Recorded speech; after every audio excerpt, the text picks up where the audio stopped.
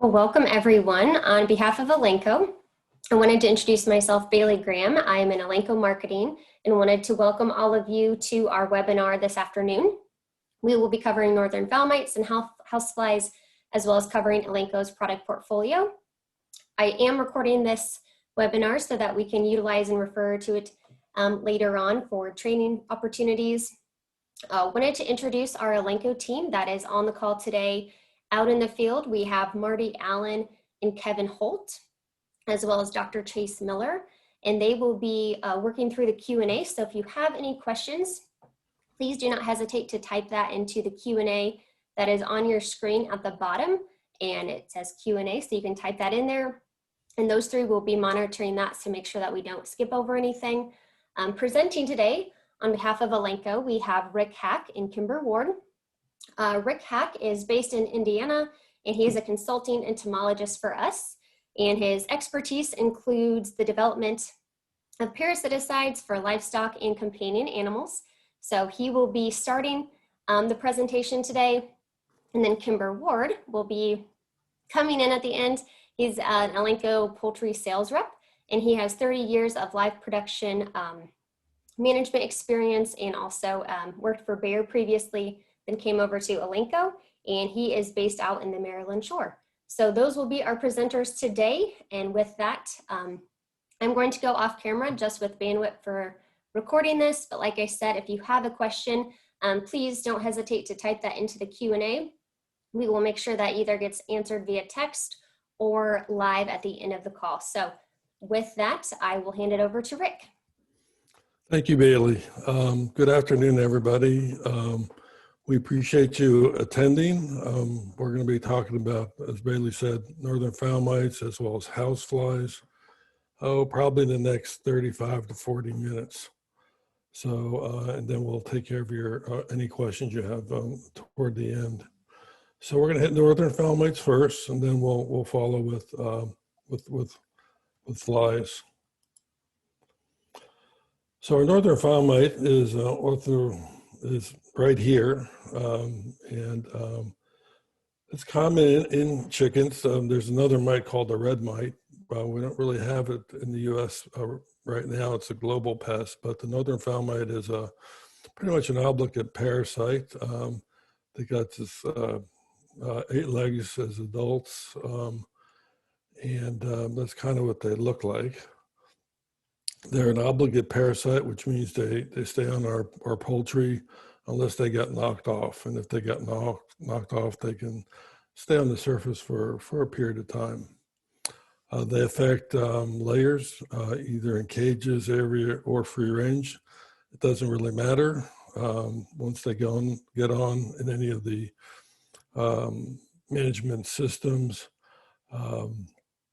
they pretty well stay there. Pretty contagious. It doesn't take many chickens to infest a whole flock.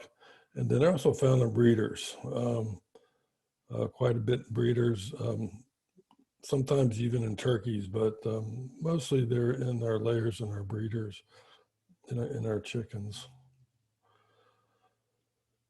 What the impact is, they reduce egg production, sometimes the size of eggs. This is because of the amount of blood they consume. Their inefficient feed conversion caused a 10-week study showed that 2 to 4% of production egg drop from northern mite infested birds, and really up to 10 cents per bird in lost production over a 10-week period is not uncommon. One way we can identify these is our workers. They get on our workers, and they are more than happy to cause an irritation when they attack our workers as well. So they affect our birds, they affect our workers. They're easily transferable between the chickens and the workers, and can go from one house to another house very easily. Very contagious pest in our poultries. On their biology, they live on the feathers. They travel to the surface to take a blood meal. 2 life stages require blood. The adult female has to have a blood meal to lay eggs. The key area here is the vent area. They're always in the vent areas, sometimes under the wings, and causes feathers to look really dirty. So you look at a vent area, it looks really dirty. If you see, looks like a little period walking around under a wing, those are northern fowl mites. They peak in population in about 4 weeks after they're introduced to the host, and they can survive away from the host or off the host for 2 to 3 weeks. And they're really highly transferable from bird to bird. So when we treat for this pest, we want to make sure that we treat every bird, which is usually a very laborious process. Their life history, they're on the vent area, they're over the body, the eggs. You look here at this scheme here. The larvae have 6 legs. The proto-nymph has 8 legs. The deutonymph has 8 legs, and the adult has 8 legs. And the proto-nymphs and the adults are the ones that feed on blood. The other ones pretty much just molt into the next phase of their life. And their life cycle can be pretty quick. It's dependent on temperature, humidity, because we have all of our birds pretty much are confined in a building. And they can complete a life cycle in anywhere from 5 to 12 days. 5 days under ideal heat and humidity conditions, and 12 days really under, if we have cool nights and warm days, or if we have some variation in temperature in our houses, the life cycle can be a little bit longer. When we look for them, we look at the vent area. You want to select different areas of a house, not just where you walk through the door. You want to look at different areas. You want to, depending on, again, how many birds we have in the house, but you should randomly check around 200 birds. And if any mites are observed, treatments are recommended because they do spread very quickly from bird to bird. You can also check the eggs for mites.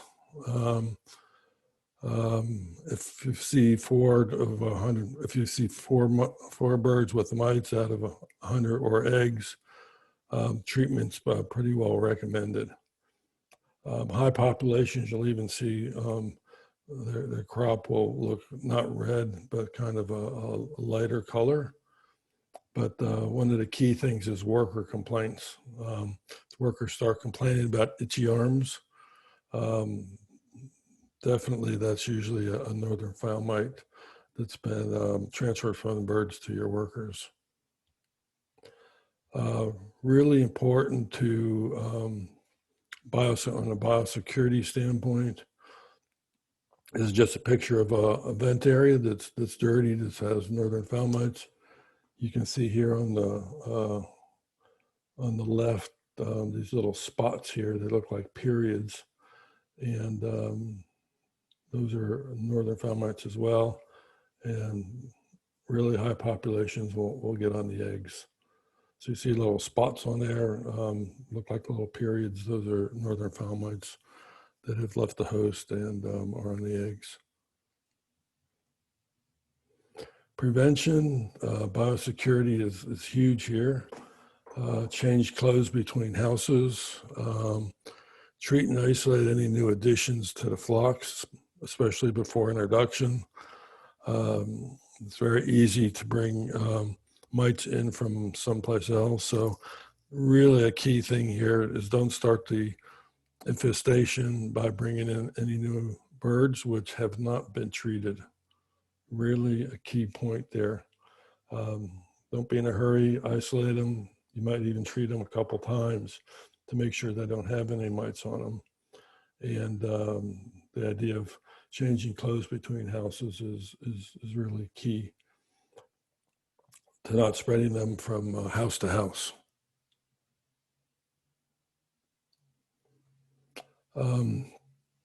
Between flocks, if you have a dry house that's not sanitized, blow dust off the surfaces. You can treat the entire house with an adulticide before birds are restocked. If you're going to sanitize them, you want to wait for it to dry and then treat with an insecticide pretty much everywhere. For wet houses after cleaning, treat the dryer house again. This includes all the surfaces. If we're in a house with slats, you want to break down those and treat those as well.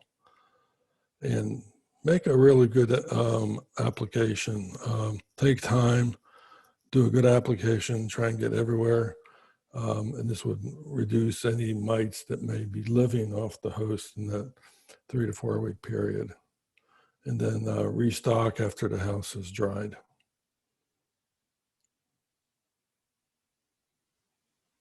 Okay, when we talk about controlling, it's a very laborious issue here. The application is key to success. Like anything, if you do something too fast and you don't spend time doing it, the sloppy application gives you a sloppy result. Keep in mind that no chemical treatment controls the mites, the mite eggs. Sprays are the most common treatments.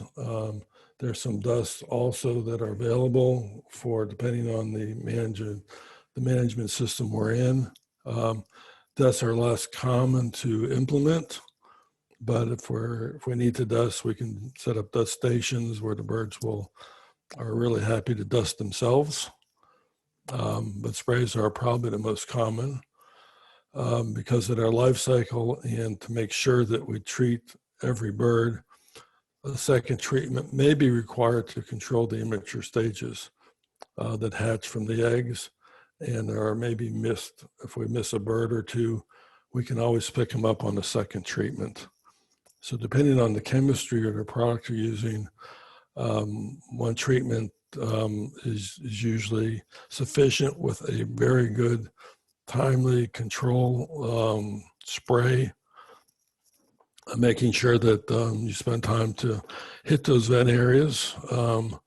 If you're spraying and your sprayer's a little bit noisy, you can walk down the alley. The birds will actually turn around and stick their rear ends up in the air. It gives you a nice shot to hit that vent area. And again, a second treatment may be required if you do a sloppy application the first time and all the birds are not treated, or the treatment area of the vent was not really wet. So take time. It's a laborious thing, treating these birds. But if we spend time and do it right the first time, a lot of times the second treatment may not be required. Okay. When we're talking about the different cage systems, conventional cage situation, an acaricide or insecticide spray is usually a high pressure application of at least 130 psi, because you're probably about 3 or 4 feet from the treating the birds, or even more, depending on your cage configuration. But penetrate the vent feathers on the underside of the birds. Again, if there's a little noise there, they'll actually turn around and stick their butts in the air, and you can get a good shot on their vent area. All birds should be treated at the same time. So even if you have, say, 750,000 birds in a house, don't treat half of them and then come back a week later and treat the other half. You want to treat them all at the same time. For floor or free-range birds, we talked a minute ago about the possibility of doing dust stations. These are self-dusting bath opportunities. Depending on the system, depending how big the facility is, and placement of the dust bathing stations. And it's feasible, it's an effective treatment, but you have to maintain those dust over a period of time, and the birds have to use these dusters to control the mites. So It may be feasible, it may not be feasible, depending on the overall bird housing situation for dusts. Okay. Key points here on northern fowl mites. Application is the key to success. We want to rotate classes. If you do not are unable to control them the first time, you could try a different class with 2 applications. Spray applications for cage birds is usually always a spray type treatment. For range and floor birds, dust applications are possible. It may be in some aviary situations where the birds are free. It's hard to get them all if they're moving around. Maybe a dust opportunity or application may be a feasible alternate at that point. All birds should be treated at the same time to reduce reinfestation. We want to make sure that we do not move the mites from one house to the other, change clothes, change gloves if they're there between houses, treat birds in the premises with a spray application, repeat them as necessary based on monitoring. Go grab a couple hundred birds throughout the flock, check their vent area, and you'll know that you need to treat or not treat. And then if you're using dusting areas, you have to manage those areas to make sure there's always dust there. Maybe even add or replace the dust during the application period until mites are controlled. So it's a little bit of a laborious thing than spraying.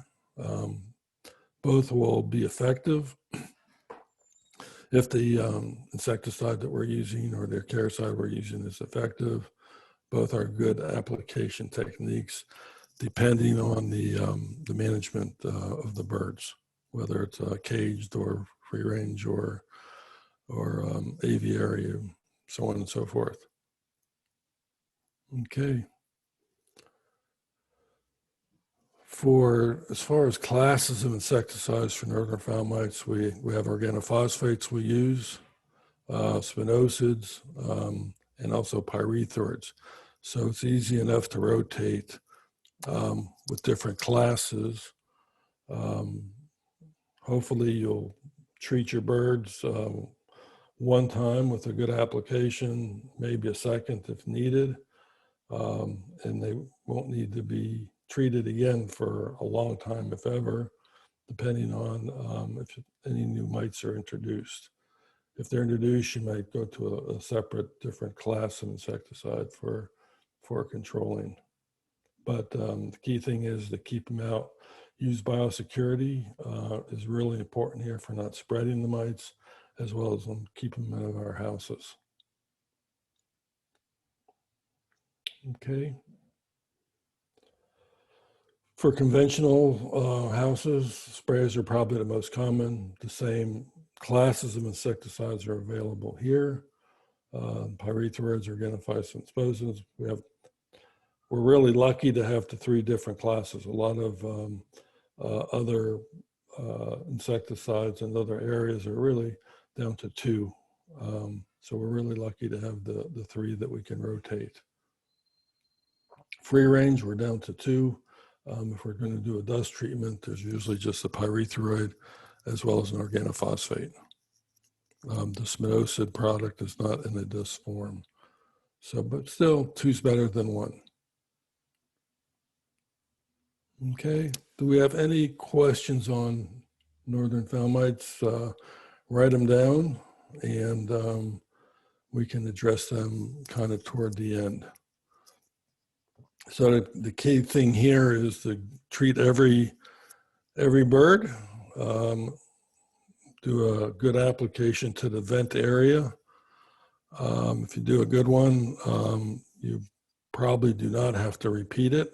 If you do a not such a great job, you'll end up repeating it. Read the directions on the retreat. It's usually around 10 days or so. That's long enough to get the immature forms that hatch from eggs, the duration. Other products, if you do a really good application, the duration on the birds usually covers that that 10-day period. So application, again, is a very key to success in controlling the northern fowl mites. Also, you want to make sure when you read the labels, I know everybody loves reading labels.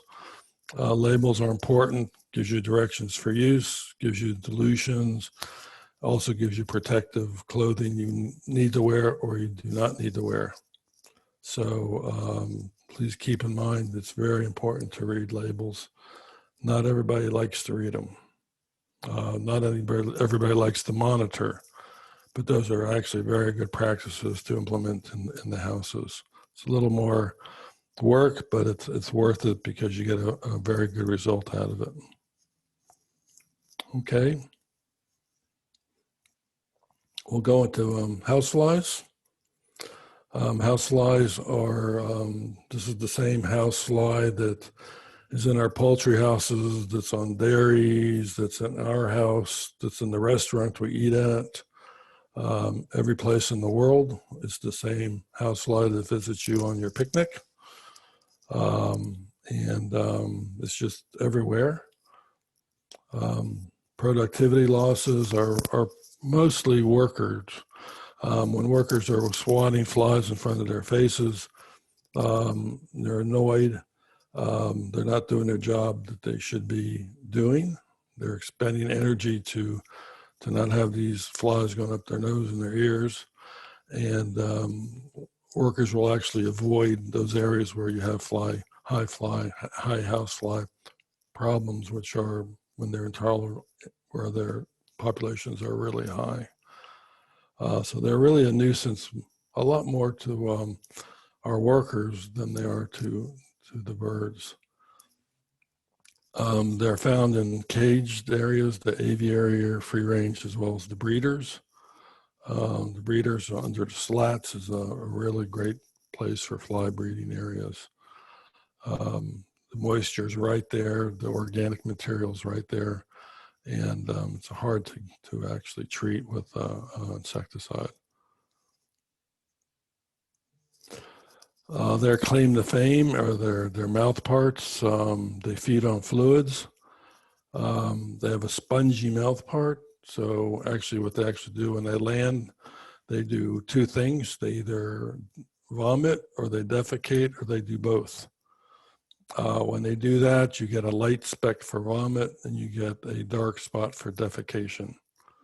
And it's just their behavior. If we have a treated surface with an insecticide that they can consume after they taste the surface, after they vomit on it, and they can be controlled that way. Usually a bait or something that they can consume that's not repellent to them versus a contact spray. So their behavior is kind of nasty.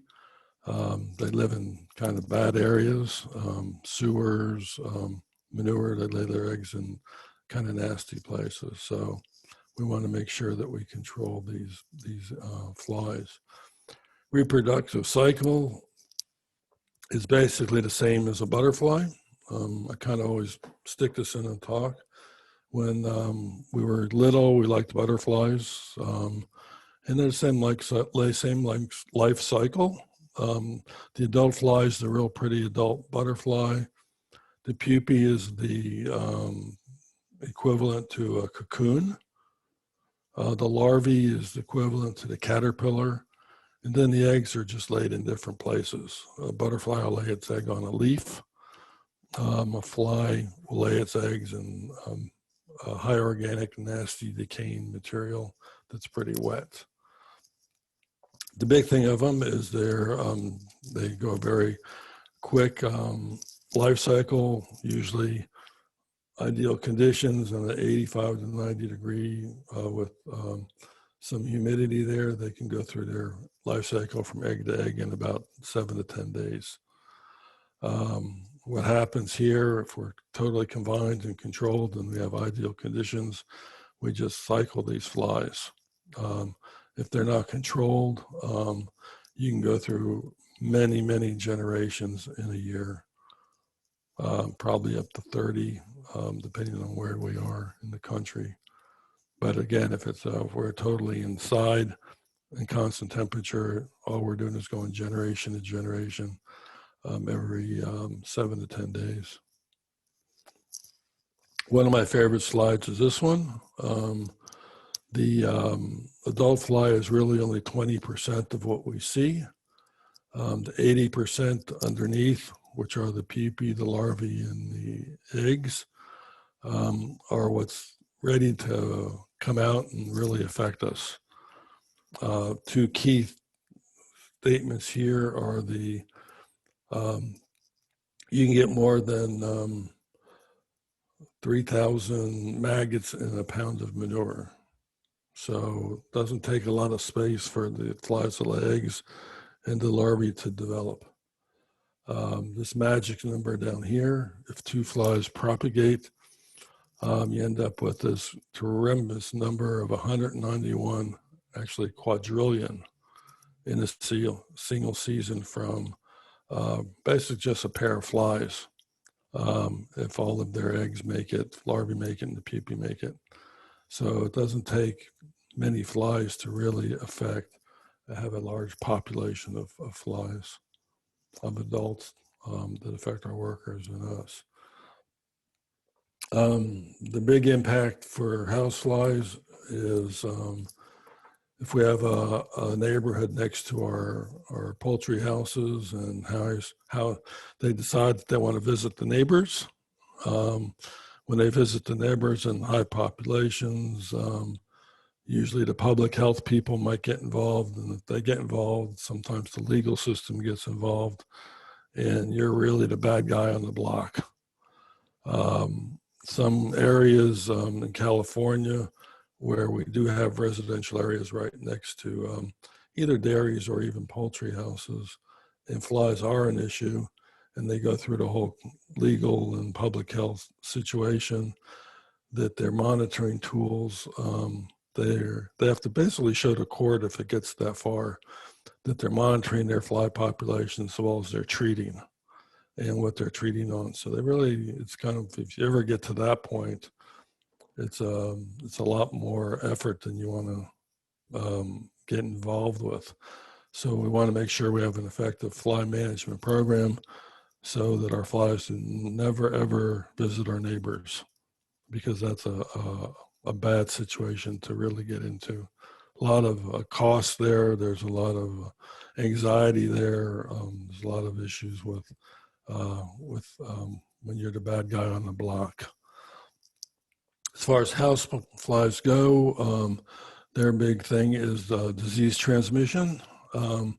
They can carry viruses, bacteria, protozoan, as well as internal parasites to some species, some production feces. Up to 65 of them can affect humans or animals, so we can share the same disease. This shows just an auger plate that's had a housefly walk on it for a half hour, and you can see the germ colonies that have developed here within a few days. So they're very, very good as a transport for microorganisms. As far as monitoring goes, I kind of like the spec card test. These are nothing more than 3x5 index cards that you place around your facility. The flies will land on them. They'll do their vomit and defecation, which will leave you specks. There's not a magic number of so many per square feet or anything, just randomly put up several per house, maybe in walkways. Any place where you see specks, any place. So if you see specks around door jambs, even windows, walkways, put up spec cards at those areas. Not only is it important for monitoring in those areas because that's where the flies want to be, but it's also where you'll be treating as well. There's no need to treat a whole wall if all your fly specks are around the window. You can do treatments around the window, not necessarily the whole wall will be required. You leave these on for a week. You date them when you put them up. You take them down, you put a new one up, dated as well.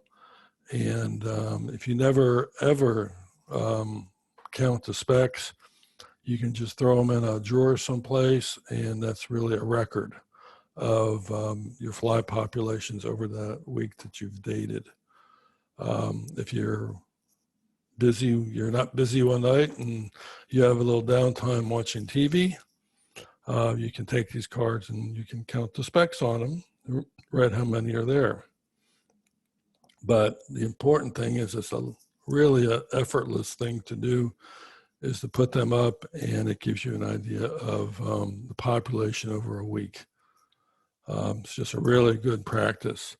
An average of more than 50 fly specks per card shows that you really need to do some control interventions, that what you're doing needs to be improved.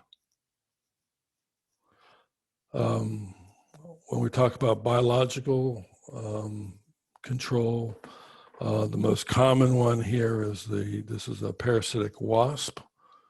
They're commercially available from 3 labs: New York, Colorado, and also Texas. What these guys do is they lay an egg in the fly pupae.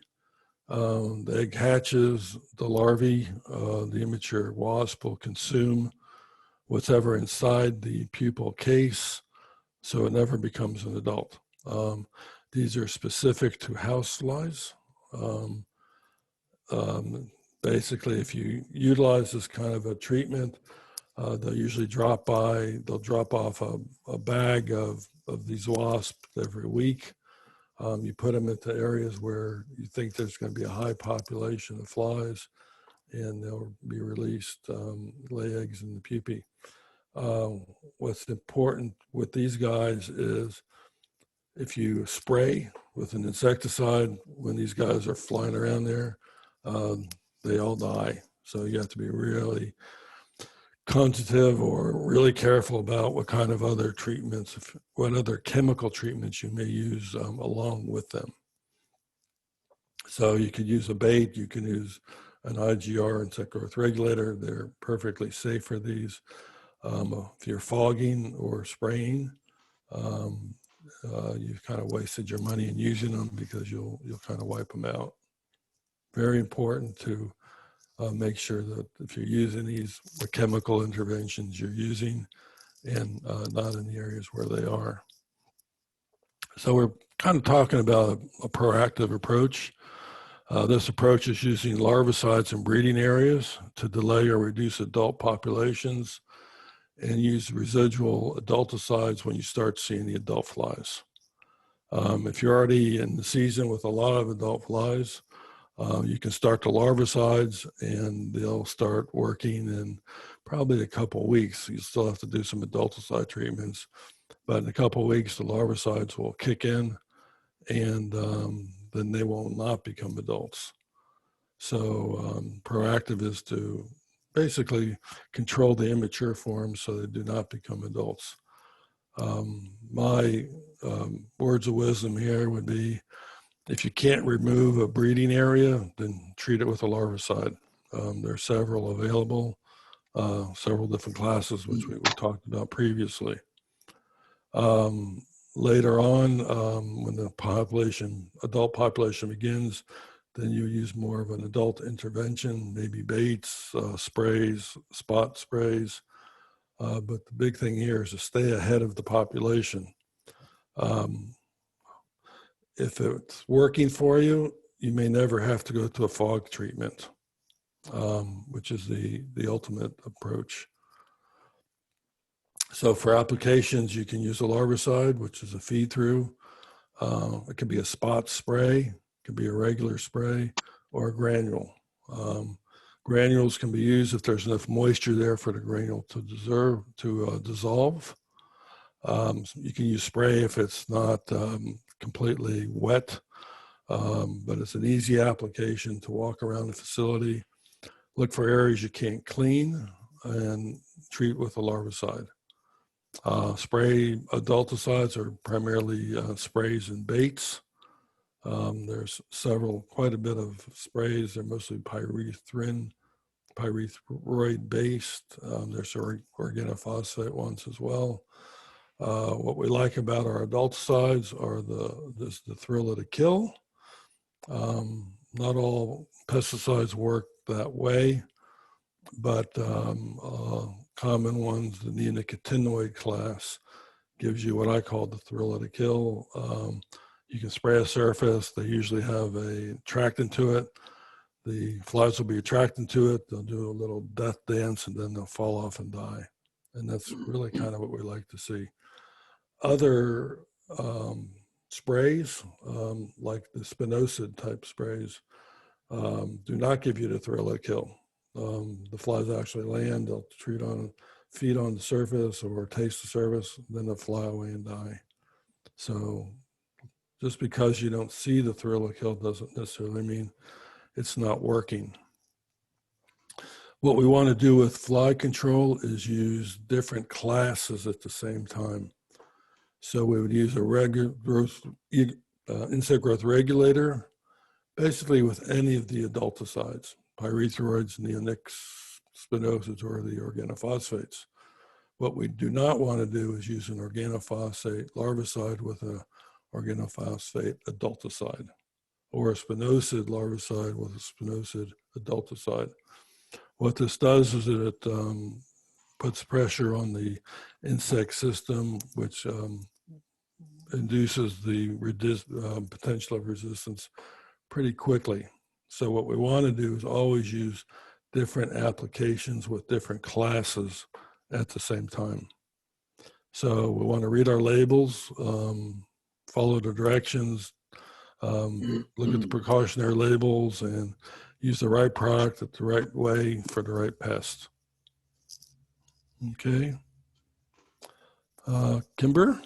Yeah, thanks, Rick. How's everybody doing today? I'm going to jump in here. If we could back up one slide, back where it says treatment, production selections. There we go, product selections. And then if you go back one further, I'll just kind of start there. Go one more, I promise I'll make you stop. Proactive approach. Yeah, Rick touched on this, and a couple things that come to mind when we're talking about, let's start with mites as far as a proactive approach would be. And I know on large farms this is difficult, but when you have multi-complex houses, after you clean and disinfect, whether it's a dry treatment or a wet treatment, if you know you've got farms or houses in particular where mites tend to come in first, that would be one where I would use an organophosphate like a Ravap and treat the building. The mites go with the birds, so you have an opportunity when you have an empty house. It's kind of like this. If you think about rodenticides, for example, we don't have rodenticides, but I've been around farms all my life. The farms next to the woods, you tend to get the greatest pressure from. And so we know that. And so that's one where you put extra bait in. You monitor more frequently. And it's the same with mites on your multi-house complexes. There are certain houses that you may have more mite issues with. And that's one I would certainly hit with an adulticide or organophosphate like a Ravap or Raybon when the house is empty. Apply the product. When it's dry, people and birds can go back in. So that's one of the proactive approaches, like Larvadex for fly control. That's our feed-through product. So that's your proactive treatment. You're ahead of the game.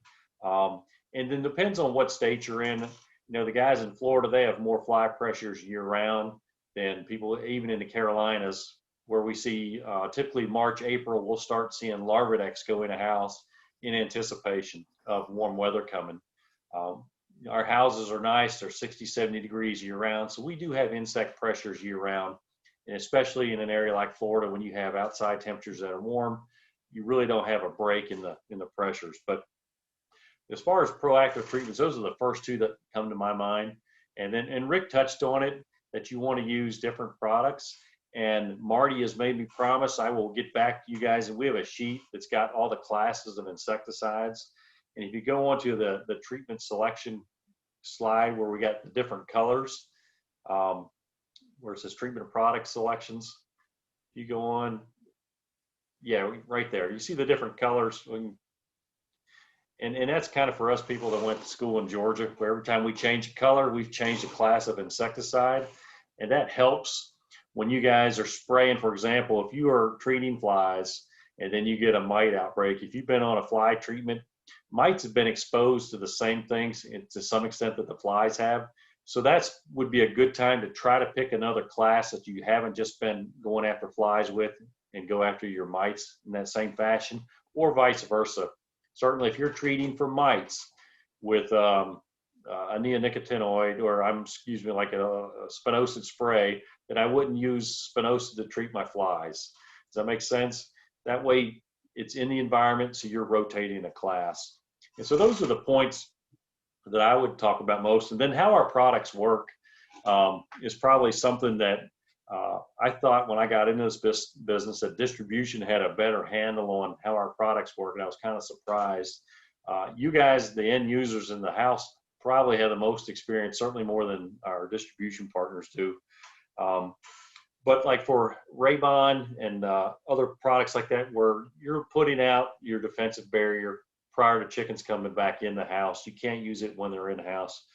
But and then when you're looking at treating the perimeter of the houses, if you're using some of our neonics like Agita or QuickBait, those are for flies and attractants. And you want to put them in locations not next to lunchrooms or entrance or exits of your facilities, because they're going to draw flies to that area. And certainly we would like to keep them in the facility, and so they don't leave and bother our neighbors like Rick touched on. So in places that we can attract them that are in the pit areas, that's a great way to draw them over and get the kill. And again, and then dust accumulate, and then you'll have to retreat. I wish I could tell you we had a product you spray it once and it's good the entire flock. Our products, we have some that are impervious to water, but unfortunately dust collects on anything, you have to retreat that surface.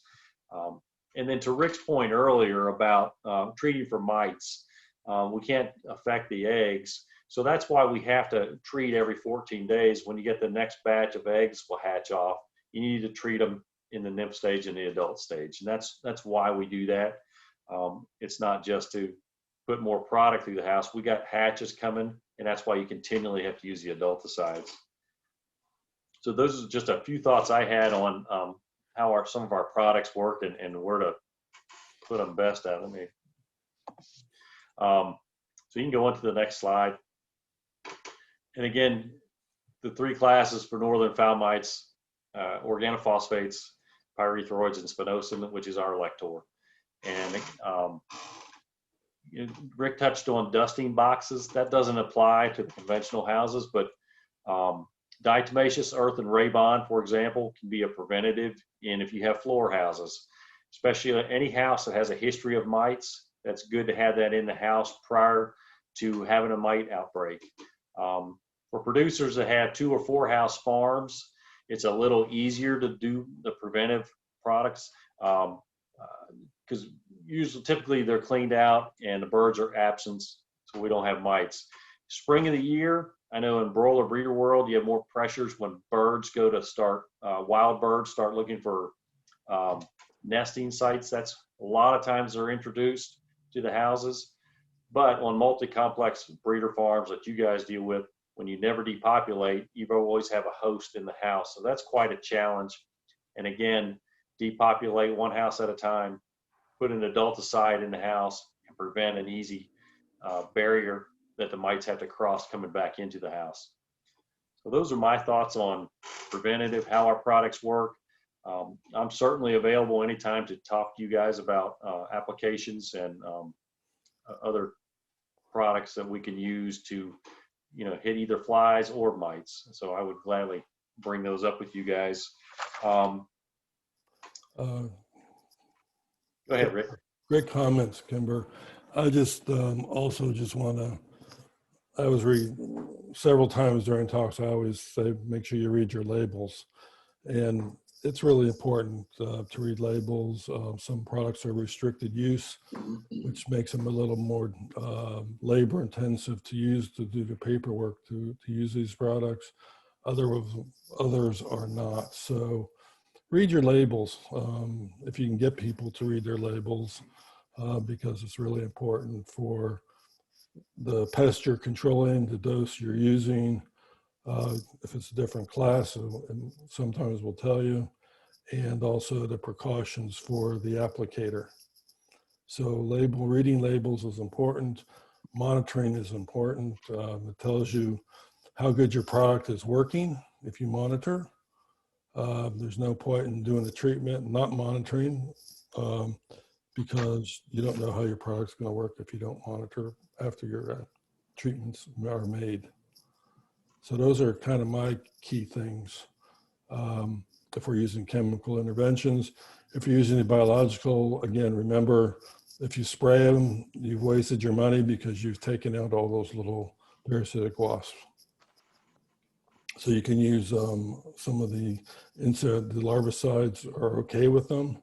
They're safe with them, as well as some of the spot spray treatments which are on walls. They're not where the parasitoids are. Okay. Well, thank you so much, Rick and Kimber. I appreciate you walking through those slides. Wanted to kind of pass it off as we've got 15 minutes remaining.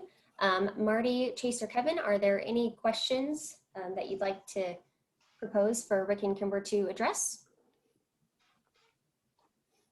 Yeah, we have one question already sent in. You guys feel free to send in any more questions, but I'll pose this to both of you gentlemen. What are the best organic options for treating northern fowl mites? Organic options.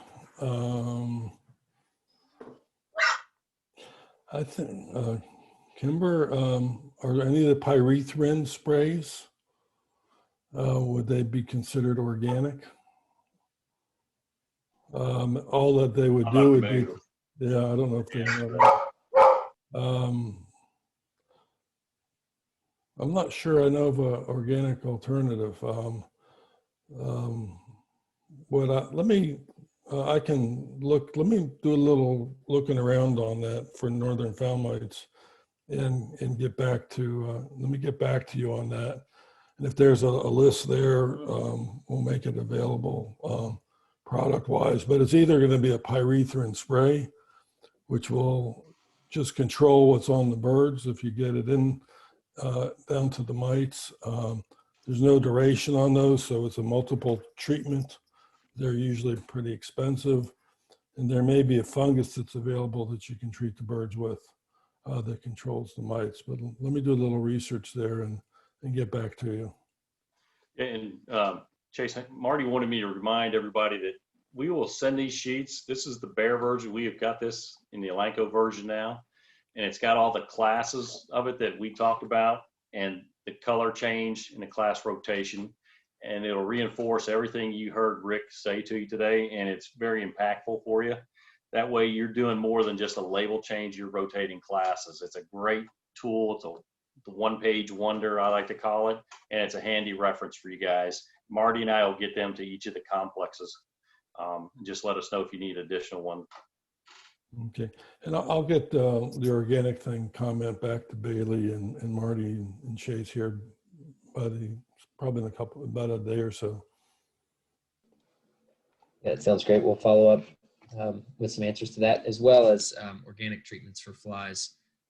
We'll include that in that. That just came in through the chat function. Okay. I don't see any other question and answer questions that have come through yet, but I had one for you guys. You know, if you have a house that is part of a multi-age complex that you're treating for northern fowl mites, what does that 10-day period look like after you first start treatment? Kind of what's your process of monitoring to see if you need to hit them with another treatment, and if you need to switch classes or not for that second treatment? Okay. Kimber, you want that one first? Yeah, I'll take a crack at it. Typically, like Rick mentioned earlier about monitoring your egg pack, that's sometimes in the belts in particular is the first time you can see any parasites possibly. But there's certain places in your houses, and I don't know the facilities, but the managers know where you'll see mites enter from. And it could be a door, or it could be near a vent or a window. And those key areas are where you are kind of like your sentinel locations in the house to observe for mite activity. And it's usually they're coming outside in. So certainly hallways and other areas like that where traffic is coming in is the key points that I would look for the first mites on the bird, and then react quickly like Rick alluded to. Right. Also workers, if you start seeing your workers are irritated, look at their arms. If there's little red bite marks there, those are mite bites. And then, randomly walk through there, grab a bird, look at their vent. It's not a real difficult process. I would do it after you treat, maybe I would do it probably 3 days, and then maybe a week after, and then a week after that. And if you still seen a vent area that's dirty, then you would need to retreat. But the key thing here is to treat everybody at the same time, and it's a laborious job. There's no question about it.